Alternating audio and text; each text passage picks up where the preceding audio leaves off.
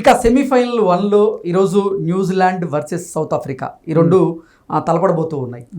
ఏంటి ఈ రెండు జట్టుల్లో ఏ జట్టు గెలిచేటువంటి అవకాశం ఉంది? పిచ్ పరిస్థితి ఏ జట్టుకు అనుకూలంగా మారేటువంటి అవకాశం ఉందంటారు? సో మ్యాచ్ కోల్కతాలో జరుగుతుంది. ఇది ఆన్ పేపర్ చూస్తే ఖచ్చితంగా సౌత్ ఆఫ్రికా చాలా స్ట్రాంగ్గా ఉంది. ఇప్పటివరకు ఈ వరల్డ్ కప్లో వాళ్ళు ఒక్క మ్యాచ్ కూడా ఓడిపోలేదు. అండ్ న్యూజిలాండ్తోని T20 వరల్డ్ కప్స్లో సౌత్ ఆఫ్రికాకి 100% రికార్డ్ ఉంది. వీళ్ళిద్దరు ఆడినప్పుడు ఈ వరల్డ్ కప్స్లో 2007 నుంచి ఇప్పటి వరకు ఏ ఒక్కసారి కూడా న్యూజిలాండ్ సౌత్ ఆఫ్రికా మీద గెలవలేదు.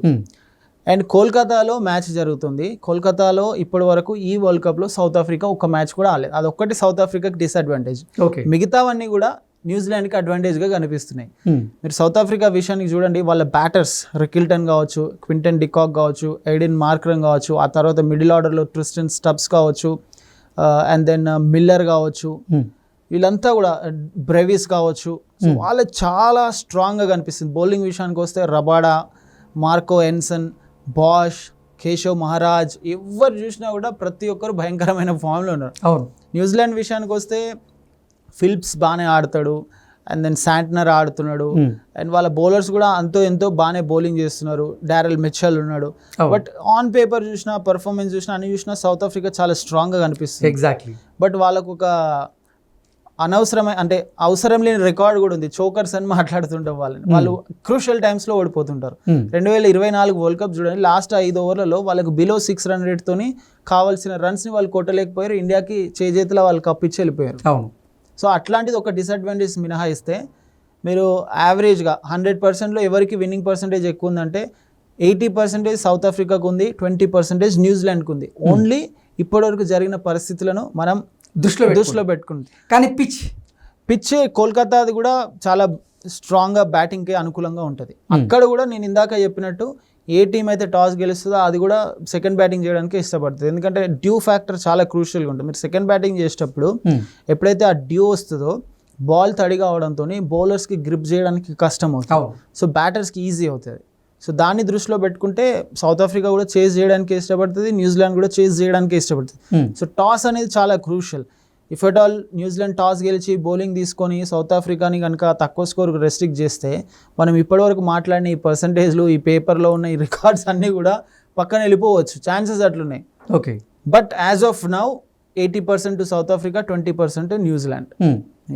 అట్లా ఉంది. అంటే సౌత్ ఆఫ్రికా మీద న్యూజిలాండ్ గెలవాలి అంటే ఫస్ట్ బ్యాటింగ్ కనుక సౌత్ ఆఫ్రికా కానీ లేదంటే న్యూజిలాండ్ కనుక చేస్తే మినిమం 200 ఉంటేనే న్యూజిలాండ్ కూడా గెలిచేటువంటి అవకాశం ఉందంటారా? మనం ఇది ఒకవేళ లీగ్ మ్యాచ్ అయి ఉంటే డెఫినెట్గా 200 ఖచ్చితంగా స్కోర్ చేస్తేనే గెలుస్తాం అనేలాగా ఉంటుంది. ఎందుకంటే లీగ్ మ్యాచ్ అంటే మీరు ఓడిపోయినా మీకు ఇంకొక అవకాశం ఉంటుంది. అవును. ఇది సెమీఫైనల్, ఇక్కడ గెలిస్తే ఫైనల్, ఇక్కడ ఓడిపోతే ఇంటికి. సో కొన్నిసార్లు చాలా ట్రిక్కీగా ఉంటాయి. ఇప్పుడు మీరు ఒక 160, 170 రన్స్ తీసుకోండి. ఒకవేళ ఫస్ట్ బ్యాటింగ్ చేసే 160, 170 రన్స్ కొట్టుంటే సెకండ్ బ్యాటింగ్ చేసే టీం కనుక ఇనీషియల్గా ఒక 2-3 వికెట్స్ కోల్పోయింది అనుకోండి ఒక 6 ఓవర్స్లో, ఆ 160, 170 రన్ టార్గెట్ ఒక 220, 240 టార్గెట్ లా కనిపిస్తుంది. ఓకే. ఎందుకంటే వికెట్స్ పోతాయి కాబట్టి. సో 200 ఖచ్చితంగా స్కోర్ చేయాలి అనడం కంటే బ్యాటింగ్లో కొంచెం సమన్వయం పాటించి ఆడే టీం ఏదైతే ఉంటుందో సెకండ్ బ్యాటింగ్ చేసేటప్పుడు, ఎందుకంటే వాళ్ళకి ఆల్రెడీ ఒక టార్గెట్ వాళ్ళ ముందు ఉంటుంది, ప్రాపర్గా ప్లాన్ చేసుకొని ఆడడానికి ఛాన్స్ ఉంటుంది. ఓకే. బట్ సెకండ్ బ్యాటింగ్ చేసిన టీం ఖచ్చితంగా గెలుస్తుండే అనడానికి లేదు. ఫస్ట్ బ్యాటింగ్ చేసిన టీం సెకండ్ బౌలింగ్ చేసినప్పుడు వాళ్ళు కూడా బాగా బౌలింగ్ చేస్తే, వికెట్లు తీస్తే, ఒక ఇందాక చెప్పినట్టు 6 ఓవర్స్లో 3 వికెట్స్ అట్లా తీస్తే డెఫినెట్గా బ్యాటింగ్ టీం మీద ప్రెషర్ ఉంటుంది. Okay. So anything can happen. Just that మనకు ఏంటంటే ఆ క్లైమేటిక్ కండిషన్స్, ఆ పిచ్ కండిషన్స్, ఆపోజిషన్ టీంలో ఉండే బ్యాటర్స్, బౌలర్స్ స్ట్రెంగ్స్, వీక్నెస్ని బట్టి సెకండ్ బ్యాటింగ్ చేస్తే బాగుంటుంది, లేదంటే ఫస్ట్ బ్యాటింగ్ చేస్తే 200 కొడితే బాగుంటుంది, లేదంటే సౌత్ ఆఫ్రికా పేపర్ మీద బాగుంది, వరల్డ్ కప్లో బాగా ఆడింది, అందుకోసమనే వీళ్ళు గెలవచ్చు అని మనం మాట్లాడుకోవడానికి. అక్కడికి వెళ్ళిన తర్వాత పరిస్థితులు అన్నీ మారిపోతుంటాయి. ఓకే. సెమీఫైనల్ 1లో సౌత్ ఆఫ్రికా కనుక గెలిస్తే, సెమీఫైనల్ 2లో భారత్ గెలిస్తే ఫైనల్లో ఎలాంటి పరిస్థితి ఉంటుంది అంటారు? ఫైనల్ ఇంకా చాలా టైం ఉంది. ఎందుకంటే మ్యాచ్ అహ్మదాబాద్లో జరుగుతుంది. సో అక్కడ కండిషన్స్ చాలా డిఫరెంట్గా ఉంటాయి, అక్కడ పరిస్థితులు వేరేలా ఉంటాయి.